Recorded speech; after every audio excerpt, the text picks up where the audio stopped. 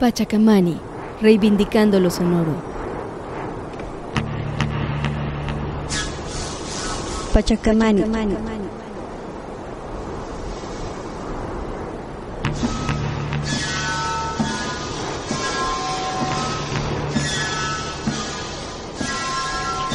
Bienvenidos, estimados oyentes. Estamos en Radio Pachacamani. Un saludo muy cordial a cada una de las personas que nos están escuchando. Para nosotros es un gran placer nuevamente saludarles, siguiendo el compromiso del primer programa de esta segunda temporada de Pachacamani. Estamos acá para presentar el siguiente programa, el programa número 2. Y este programa número 2 tiene el título Entre los caminos del bambú y la caña hueca, desde la diversidad ecológica, acústica, hasta su uso musical y no musical.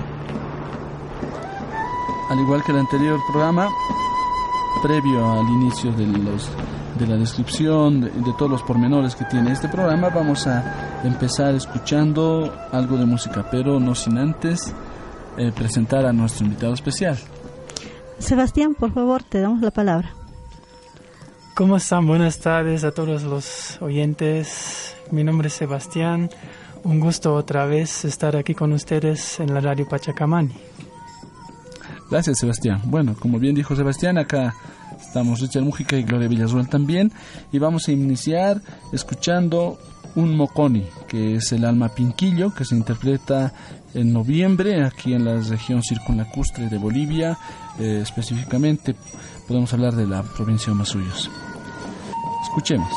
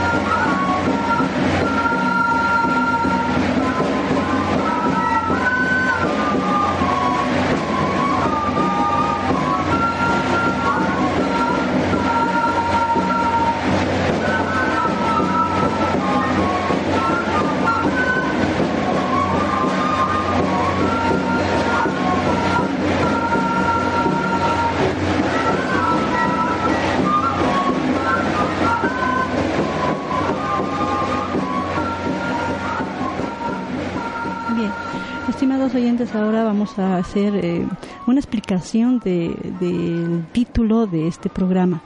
El título de este programa, Entre los caminos del bambú y la caña hueca, refiere a que es una mesa de discusión que se va a presentar en la 31ª reunión anual de etnografía y folclore de la RAE de este año. Esta mesa se ha desarrollado como antecedente de una inquietud que hemos tenido entre los que ahora estamos aquí presentes, Sebastián, Richard, que ahora nos van a dar esa explicación. Así es muy grato recordar, es ver también cómo los programas de Pachacamani, en conversaciones que vamos realizando con ustedes, terminan teniendo consecutividad en acciones posteriores, ¿no? La mesa de la reunión anual de etnología que estamos participando este año es un claro ejemplo de aquello. En octubre del año pasado, 2016, invitamos a Sebastián para que él nos pueda comentar sobre su investigación, para que pueda explicarnos los detalles de lo que estaba realizando, que lo va a recordar en un momento. Y pues ahí nació la idea de plantear una continuidad al debate que estábamos realizando sobre la relación del cambio climático, los materiales que se utilizan en los instrumentos musicales, ¿no es cierto, Sebastián? Exactamente, en este instante hemos presentado lo que son los resultados de mi tesis de maestría que he realizado en la región Cayahuaya. Y justamente me encontré en este rato ya en mi proyecto de doctorado, que daba continuidad a algunas preguntas que han justamente surgido de esa investigación en la región Callawaya. Como ya mencionabas, el tema de los bambúes, el abastecimiento, la problemática o la dificultad del abastecimiento del bambú, ¿no? Uh-huh. Exactamente. ¿Nos recuerdas el título del programa que tuvimos? El título era Atrayendo y deteniendo Ankari. Cambio musical y climático en la región Callawaya, exactamente así. Exacto, entonces valga el momento también para invitar a nuestros radioescuchas a volver a escuchar el programa, ¿no? Que lo tenemos en el blog también y en iVoox. Entonces, miren, a partir de terminar el programa nos pusimos a comentar, vimos casualmente que justamente este año 2017 que el tema abordado, propuesto por la RAE era los materiales naturales, las maderas, la cestería, como se denomina ahora, pero obviamente no está presente la caña hueca, los bambús. Entonces decíamos, ¿por qué no presentamos una mesa y podemos debatir con la gente, plantear la problemática medioambiental con el impacto musical que implica este tema? ¿No?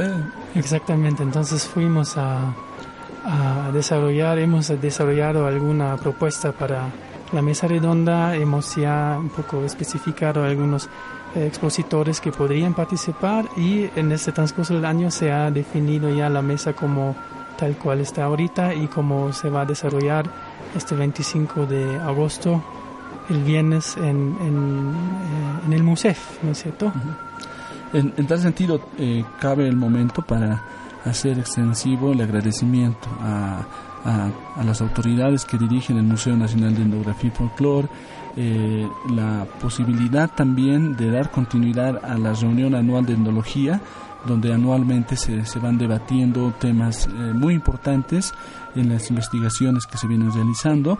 Y bueno, no está por demás de conocer a Varinia Oros, que es la parte técnica que ha ido permitiendo que nosotros podamos hacer realidad esta intención inicial. Sí, estimados oyentes, tenemos esta mesa redonda que se va a realizar el viernes 25 de agosto desde las 3 hasta las 7 de la noche. Pero en la mañana se van a realizar otros talleres, ¿verdad, Sebastián? Exactamente, y a partir de las 9 de la mañana hemos invitado a algunos luriris, maestros constructores de la comunidad de la Hualata Grande, que hoy en día es un centro de especialización en la construcción de instrumentos aerófonos autóctonos en el altiplano paceño y más allá, diría. Entonces, los talleres se van a realizar en el mismo lugar, en el MUSEF, a partir de las 9 de la mañana hasta las 12. Se van a presentar varios luriris que van a presentar diferentes familias de instrumentos musicales. Tenemos la construcción de un siku, la construcción de un moseño, una quena, etc. Entonces vamos a tener diferentes familias de instrumentos y su correspondiente el luriri especializado en esa familia. Para complementar lo que menciona Sebastián, nosotros, en el idioma aymara, luriri se denomina aquella persona que hace. Luraña es el término hacer y luriri es el que hace. Entonces un denominativo que hace referencia a personas especialistas. Bien podríamos decir que son luthier, ¿no? Son luthiers de instrumentos aerófonos, quienes especialistas en el área, que nos van a compartir con nosotros algunos aspectos de la técnica que implica, las herramientas que utilizan para realizar estos instrumentos.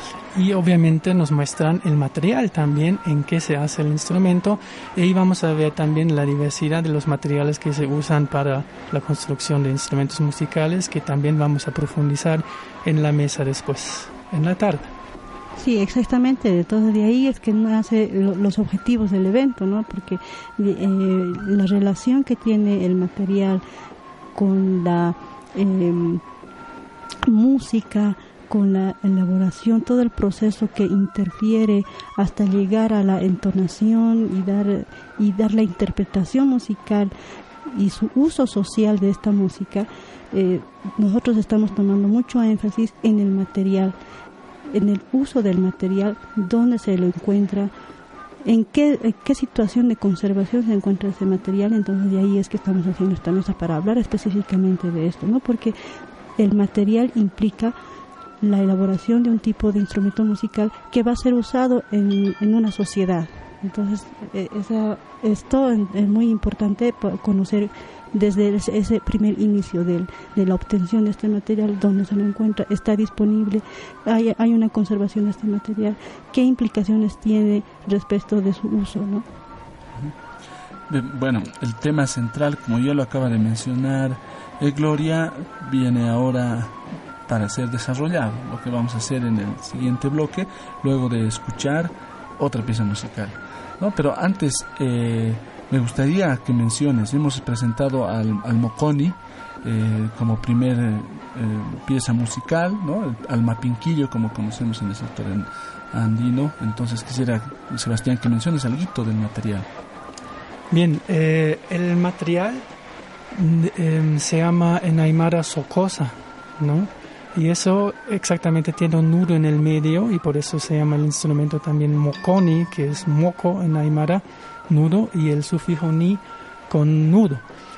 Ahorita el moconi tiene dos tamaños. Una malta que está hecha de socosa, que es la caña hueca o la rundodonax, y una taica que es más grande, la quinta más encima, o más baja en este caso de la malta, que se hace de tocoro, que es una otra especie de bambú. Entonces, sumamente interesante, de hecho, la profundización misma de la organología musical andina, ver la complementación de dos materiales diferentes en un mismo tipo de forma musical, en este caso, una expresión, ¿no?, musical. En cambio, en la música que vamos a escuchar ahora, que es de San Ignacio de Mojos, de la Amazonía boliviana, en el Beni, la gente hace referencia a la tacuara, ¿no es cierto? Exactamente, de los primeros, la socosa y el tocoro el uno es una caña que es más de los Andes, ¿no?, de estas partes de los valles secos. El tocoro es más de las partes yungueñas. En el caso de la tacuara es un bambú de las tierras bajas, ¿no? Y eso es la diferencia, digamos, de su hábitat, es más de las tierras húmedas, de las tierras bajas. En este caso. Entonces, escuchemos ahora a don Cirilo Yaca interpretando un chiripiruana, un machetero.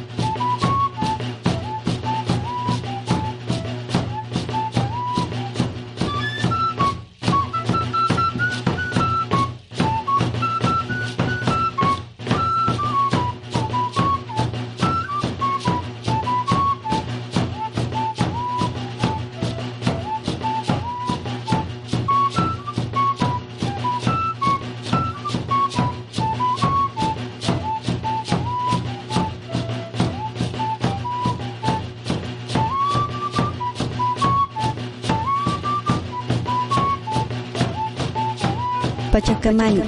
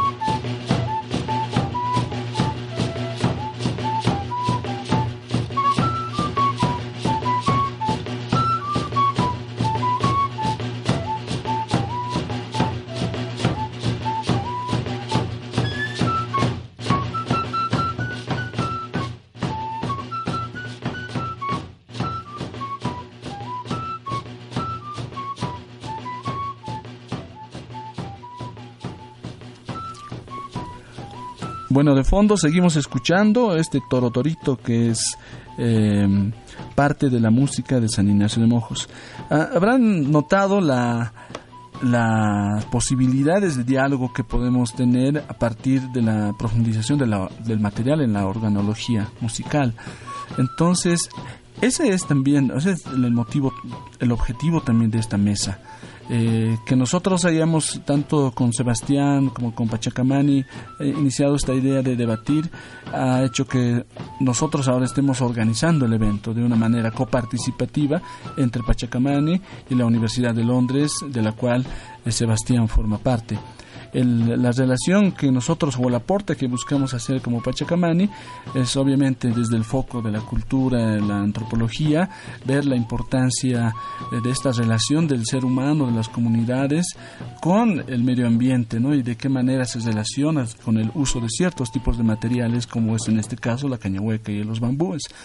Y también su proyección, ¿no?, a las formas de utilización actuales, muy vinculadas hoy en día al mercado musical, ¿no? Bueno, Sebastián, como parte de la universidad, ¿cuál es el rol un poco como coorganizador de este evento?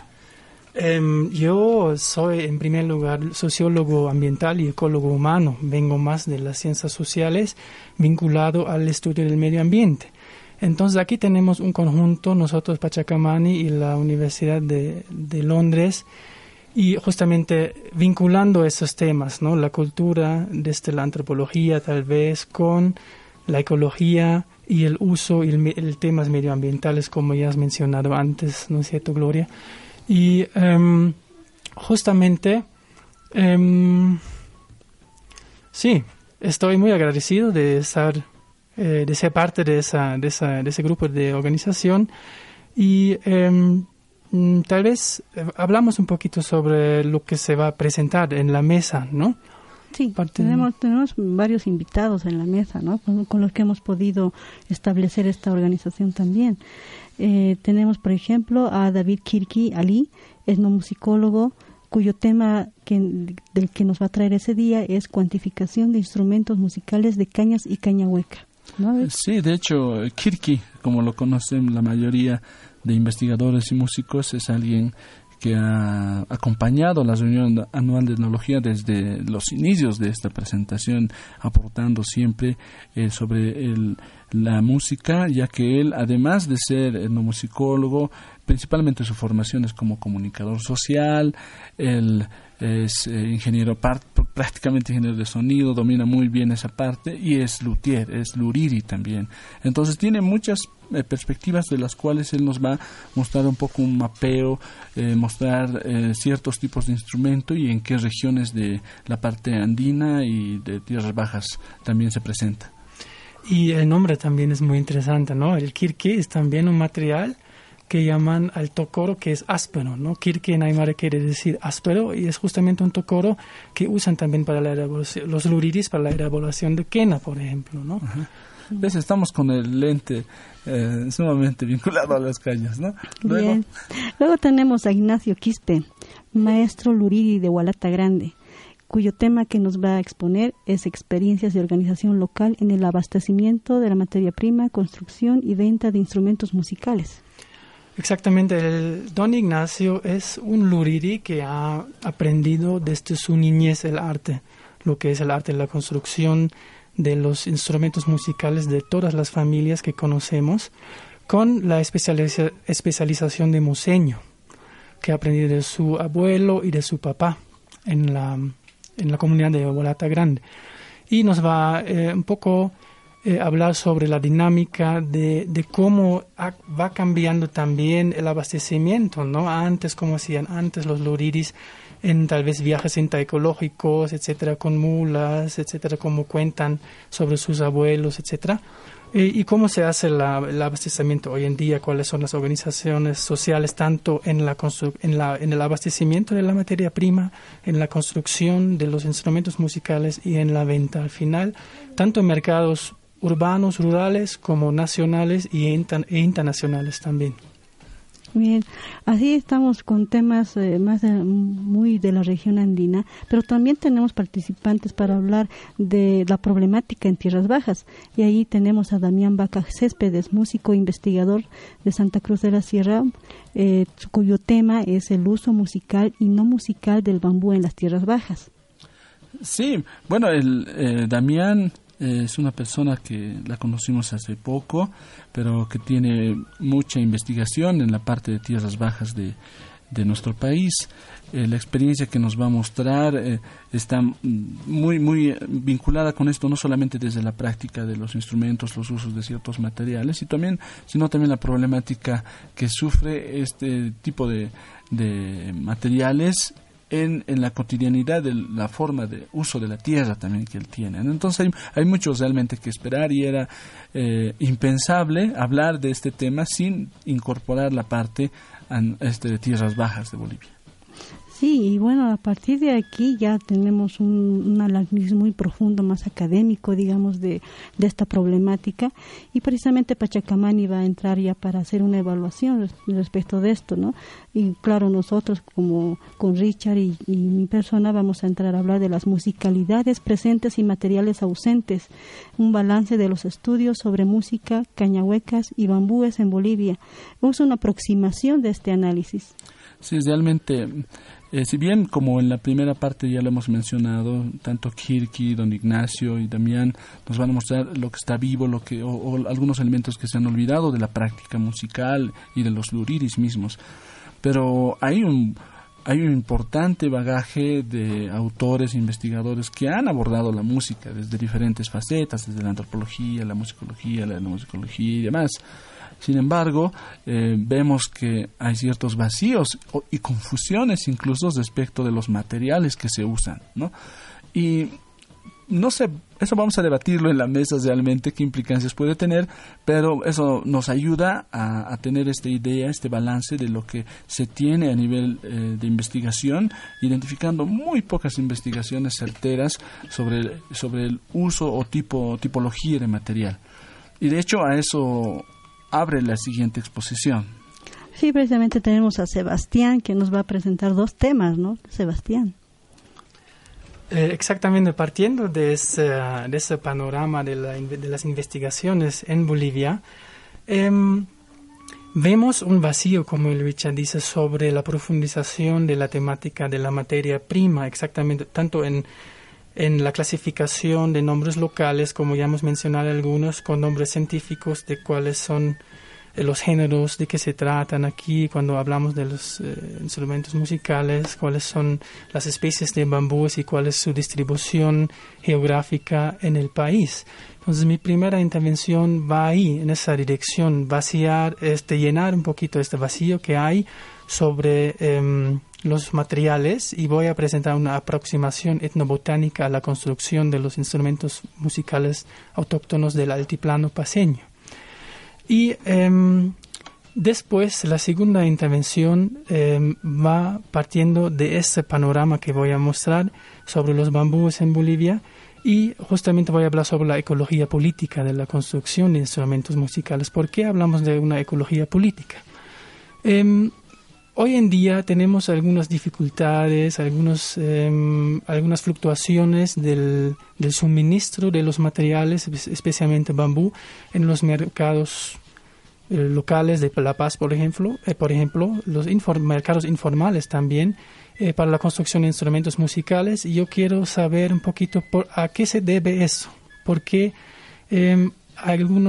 dicen algunos lugares que ya no hay esos materiales, digamos, ¿no? ¿Por qué es difícil conseguir tal material, ¿no? Y me refiero, por ejemplo, a la chaya de songo para cicos, etcétera, y a ciertas especies que hay tal vez en peligro de extinción, hay tal vez hay una dificultad de abastecimiento, de acceso a los lugares. Entonces, aquí hay otro vacío que tenemos, ¿no? No sabemos cuáles son las dinámicas actuales sobre el uso de la tierra en los lugares de abastecimiento, cuáles son las maneras de la comercialización de los materiales desde la cosecha hasta llegar a los talleres de La Paz. No sabemos exactamente cómo se comercializan los materiales, etcétera.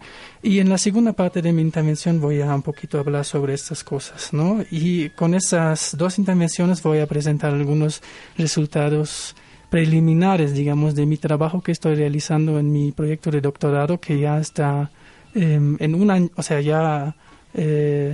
un año de trabajo. Un año de mi trabajo, digamos, ¿no? Los Claro. resultados preliminares que voy a presentar. De hecho, recuerdo muy bien en el proceso de la organización, ¿no, Sebastián?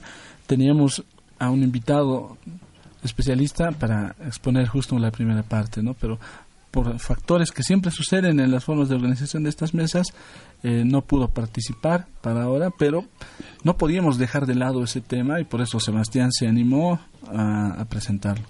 Y luego tenemos una última presentación. Sí, tenemos la presentación de Miguel Molina, ¿no? Él es biólogo, especialista en manejo de vida silvestre, parte del Ministerio de Desarrollo Productivo y Economía Plural, ¿no?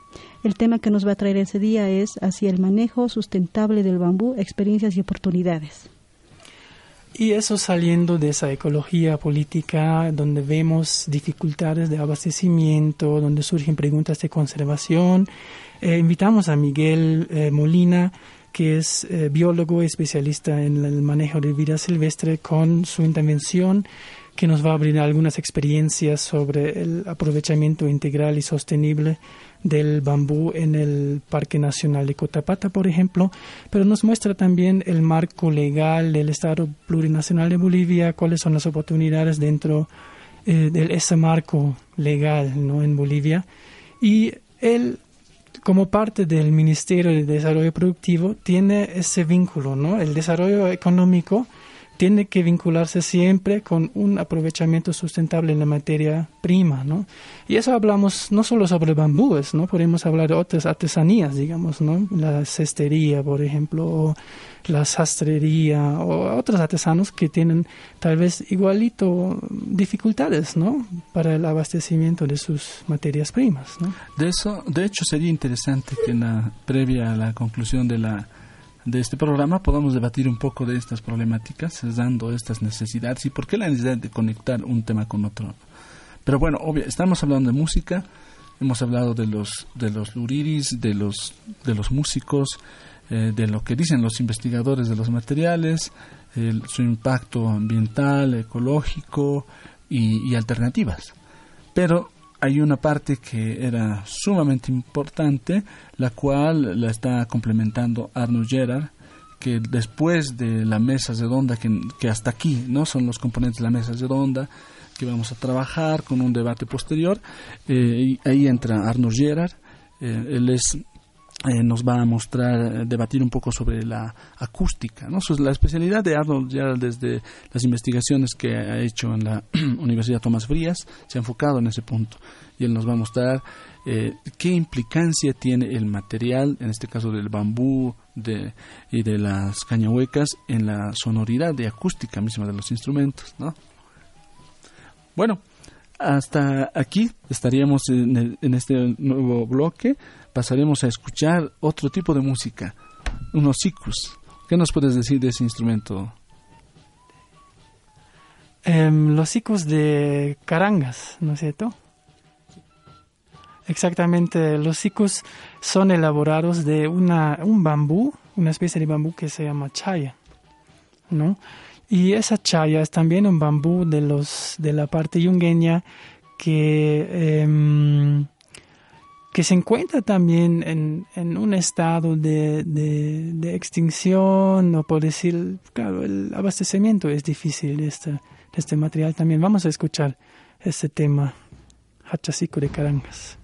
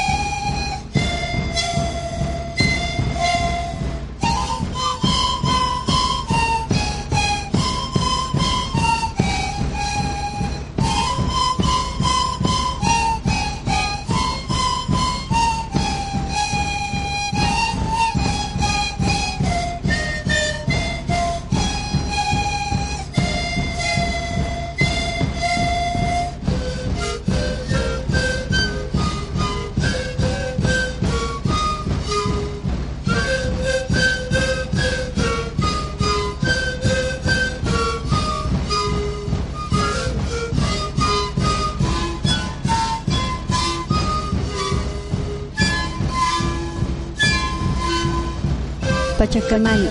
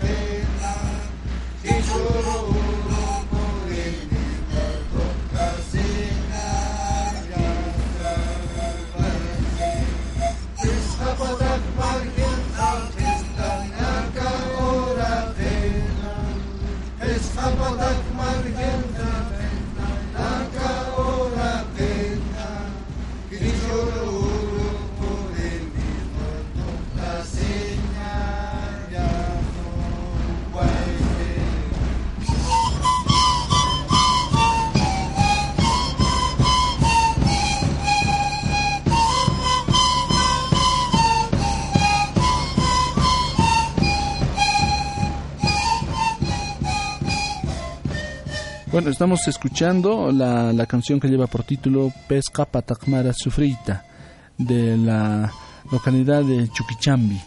Está justamente del área de Carangas, de Oruro. Este instrumento, si bien es un siku, es una zampoña, presenta una peculiaridad, no se interpreta de manera contestada, no hay un arca ire, sino es una sola fila donde está dispuesta toda la escala de instrumentos. De sonidos en el instrumento musical. Entonces, obviamente hay peculiaridades, como mencionábamos al intermedio con Sebastián, en el tipo de grosor del material, el diámetro, que va variando de una región a otra, ¿no? Bueno, la idea de presentar este bagaje musical ahora también es algo que nosotros habíamos pensado al proponer esta actividad al MUSEF, ¿no? Habíamos pensado, vamos a hacer esta mesa donde vamos a debatir todos estos aspectos desde diferentes puntos de vista de una manera interdisciplinaria. Vamos a debatir aquello, ¿no? La acústica es una parte fundamental donde Anu Gerald va a estar ahí como expositor magistral, pero también queremos entrar a la práctica musical, ¿no? Ese es el tercer componente de la propuesta que se había hecho al MUSEF. En ese sentido, hemos invitado a Miguel Yanque, ¿no es cierto? Exactamente, Miguel Yanque tiene un taller, Morocco se llama. Morocco en Aymara, Richard, ¿qué sería Morocco? No sería esa piedrita para moler, ¿no? Claro, sí. Es el Morocco. Entonces tal vez nos va a explicar también por qué surge el nombre y cómo surge este nombre. Pero en este caso nos va a exponer tanto instrumentos, ¿no?, de diferentes materiales y su práctica también. Entonces nos va a mostrar lo que es el hachasiku de Carangas que acabamos de escuchar ahorita. Nos va a mostrar también el moconi que hemos escuchado, el primer temita. Y nos va a mostrar un moseño de Loaiza, en este caso. Sí, es interesante cómo se han ido conectando las cosas, porque si bien nosotros habíamos pensado hacer esta ejemplificación musical como parte de la mesa, era muy grande, ¿no?, el tiempo, y Varinia nos propone del MUSEF que más bien esta interpretación musical sea parte del cierre de la RAE, ¿no? Para quienes no conocen la reunión anual de etnología, que se hace siempre en agosto de cada año, suele tener un concierto para cerrar todo el ciclo el viernes en la noche, y en este caso se conecta con esta participación, y lo que va a hacer el taller Morocco es ejemplificar la música y también poder apreciarla. Entonces es una motivación también para la gente, ¿no?, que no vaya solamente para escuchar y bailar un rato, sino para afinar un poco el oído y tener en cuenta las peculiaridades que vamos a escuchar ese día. Bueno, pero el reto también se ha de hacer esta ejemplificación musical ha caído también con Pachacamani, ¿no? Ha sido sumamente interesante. Si bien nosotros como Pachacamani en la mesa vamos a estar dialogando, debatiendo, pero estamos ahora en ensayos para poder presentar también otro tipo de sonoridades de los bambús. Concretamente con Pachacamani vamos a presentar solamente 2 formas musicales, no vamos a ser muy ambiciosos. Vamos a hablar del quenaquena, pero con una diferenciación del quenaquena de Tiwanaku, con un instrumento mucho más grueso, de mayor diámetro, y el quenaquena de Machaca, que es un poco más delgado y ahora se toca con tapa, ¿no? Entonces vamos a intentar hacer percibir a la gente esta diferenciación sonora. Y vamos a tocar el laquita de la provincia Camacho, ¿no? Que es un instrumento, si bien es laquita, pero hachasiku también, porque se tocan con zampoñas o sicus grandes, ¿no? Entonces va a haber un poco de todo para escuchar ese día y terminar en una fiesta como se tiene que hacer al hablar de música. Y eso es justamente el detalle, ¿no? Siempre hablamos de fiesta cuando hablamos de la música, y a veces lamentablemente dejamos el debate como si no tuvieran mucho que ver con las cosas festivas y de la alegría y de la música, y eso es lo que queremos llegar plenamente con el debate de la mesa, y ese es lo que vamos a apuntar, ¿no? La música no es algo simplemente decorativo, sino tiene implicancias muy importantes para la práctica de la gente de las comunidades. ¿Cómo podemos seguir tocando instrumentos musicales, esta música autóctona como la llamamos, si ya no tenemos el bambú, la tzocosa, o sea, toda esa gran variedad, ¿no? ¿De qué manera? ¿Cuál es el rol de no solamente de los investigadores, sino el rol de las políticas públicas para eso? ¿Se contempla, no se contempla? Eso es algunas cosas. Sí, exactamente. Y hay dinámicas donde ya vemos que aparecen sikus con otros materiales, ¿no? Exactamente. Como es el PVC, por ejemplo, ¿no? En la construcción de quenas profesionales, por ejemplo, usamos también la madera, etcétera. Entonces hay dinámicas alrededor del material, también debido a esa situación que vamos a presentar, ¿no? La dificultad del abastecimiento.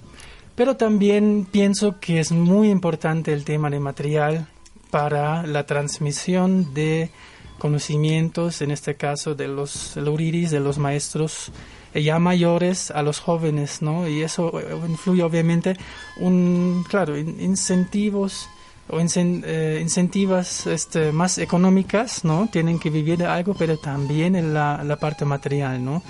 Y eso vemos también cuando hablamos con los luriris, ¿no? Muchas veces dicen que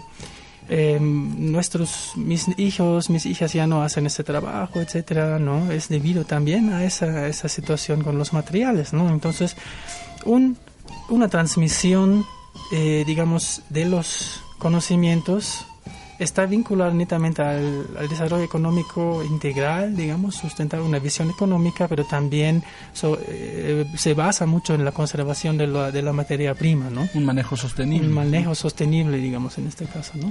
Sí, estamos hablando de las transformaciones que se están dando a lo largo de estos décadas, años que están sucediéndose, tanto a nivel medioambiental como también en el uso de ciertos materiales para la elaboración de instrumentos musicales. Que instrumentos musicales están relacionados a una práctica musical que tiene que ver con una forma social y cultural, ¿no? Ya que si se cambia el material que comúnmente se utiliza para cierta interpretación musical que tiene que ver con un uso específico, digamos, ritual, entonces estaremos también cambiando, si cambiamos el material, estaremos también cambiando esta relación social con lo ritual. ¿Qué es lo que va a suceder, ¿no? De aquí a unos años más? Si no conservamos este material, si no desarrollamos nuevas políticas para su preservación y la misma práctica, ¿no? de los luriris, de poder ellos transmitir esos conocimientos, su herencia a otras generaciones. Gloria toca un punto también sumamente importante, ¿no? Queremos aclarar que aquí no buscamos ser románticos, ¿no? Y como algunos piensan, ¿no? Hablar de esta relación ritual, son respetar los sentidos que tienen, en este caso las expresiones musicales, para la gente, ¿no? Que ahora paulatinamente quizá ya nos está tocando o tomando en cuenta en esa misma manera, pero apuntaríamos a debatir la necesidad de este equilibrio justamente, ¿no? Respetamos la necesidad económica, que es algo que es necesario como un medio de sustento de vida de los luriris y de muchas otras personas que solamente son comerciantes, pero también respetamos el sentido de la ritualidad que tiene un instrumento mismo, ¿no? No sé, ¿en qué sentido podemos hacer un ritual a la lluvia tocando, dejando de tocar una socosa y en lugar de eso un instrumento hecho de plástico, ¿no? O sea, ¿qué implicancias puede tener culturales en la ritualidad misma para la gente? Y aquí tocas también un tema muy importante, ¿no? Cuando hablamos de la base económica tanto de los luriris o los lugareños donde crece el material, es muy importante ver su perspectiva, ¿no? Vemos, por ejemplo, en las Yumas de La Paz que hay una producción de coca, por ejemplo, ¿no? Que está reemplazando la vegetación natural, donde yo puedo ver desde su perspectiva de los cocaleros también una necesidad económica hasta cierto punto, ¿no? Piensan en su futuro, piensan en sus hijos, piensan en su comunidad, en su región, etcétera, ¿no? Pero vale la pena preguntar siempre, hasta cierto punto tenemos que llegar, ¿no? Con una visión económica más, ¿dónde queremos llegar, digamos, ¿no? Si queremos tener una visión más extractivista, ¿no? Económicamente desarrollista, extractivista, o queremos tener más una visión del desarrollo sustentable, tal vez, ¿no? Sobre estos puntos, ¿no? Y es que el debate, ¿no? entre el sustento económico de una familia que tiene todo el derecho de poder mantener a su familia, choca, ¿no? Con esta otra parte que es de la sociedad, de una materia que implica una vida social, una vida cultural, pero a la vez todo esto está inmerso también en un ambiente de desarrollismo, en donde las políticas del Estado no funcionan, no se dan, no se generan. Entonces creo que no solamente la música, sino muchos aspectos de la vida cultural están en esta situación. Claro que sí, solo que nosotros, como siempre, queremos ser un poco incisivos. Es que se suele decir que la música, desde un punto de vista sumamente ajeno, ¿no?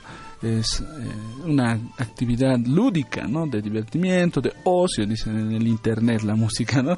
Pero en nuestros contextos no es así. La música tiene una implicación muy vinculada con otros aspectos de la vida misma de la gente. Por eso la necesidad de la demanda de debates como el que estamos haciendo con Pachacamani y Sebastián, con la Universidad de Londres, en esta mesa en la RAE, ¿no?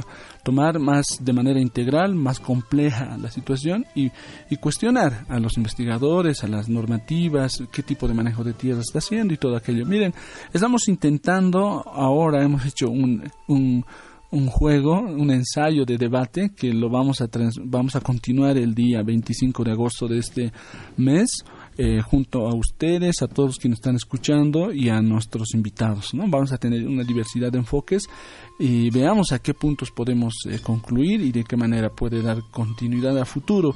Esperamos siempre las actividades que hacemos Pachacamani que tenga una continuidad en los hermanos, en este caso en los luriris. Sebastián, nos estabas contando algo, que perspectivas que tienen posteriormente a esto, justamente como un producto también de la mesa. Exactamente, Richard. Estamos pensando con algunos luriris abrir espacios de debate, tanto para debatir esas cosas como estamos haciendo en la mesa, darle seguimiento a los debates, pero también un espacio de transmisión para los que quieran aprender a hacer instrumentos, ¿no? La construcción de instrumentos musicales y la práctica de la música deben tocar, ¿no?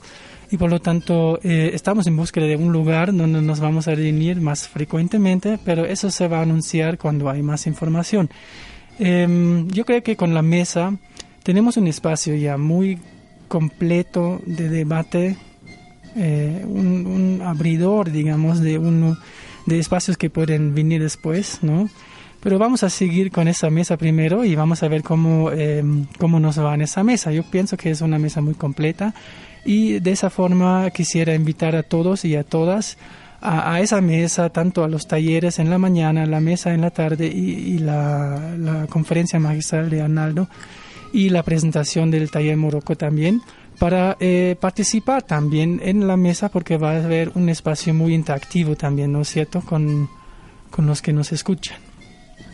Sí, bueno, tenemos que agradecer ya al final de nuestro programa, agradecer la participación de Sebastián, aquí también Richard. Nos vamos a despedir ahora y siempre invitándolos a participar de la mesa, que hemos tratado de por lo menos dar algunos vistazos respecto de lo que va a suceder el día viernes en la RAE. Bueno, nos despedimos entonces. Muchas gracias también a Pachacamani, a Richard y a Gloria, y nos vemos entonces el viernes 25 en el MUSEF. Así es. Bueno, yo también me sumo a la despedida. Hasta un próximo momento. El siguiente programa, al mes siguiente, ya nos trae sorpresas también. Pero bueno, sigamos con esta forma de ver las cosas, de compartirlas. Y Pachacamani está apuntando únicamente a estos aspectos del diálogo. Ahora escuchemos, para despedirnos, un quena, ¿no? Chejes, chejecamaque, ¿no? Unos temas, como dicen en las comunidades hachcañas, porque nos hacen llorar, porque son muy antiguos y son hermosas canciones que cantaban los abuelos. Vamos a escuchar este quena de la provincia Ingavi, del departamento de La Paz de Bolivia. Muchas gracias a cada una de las personas que nos están acompañando. Hasta luego.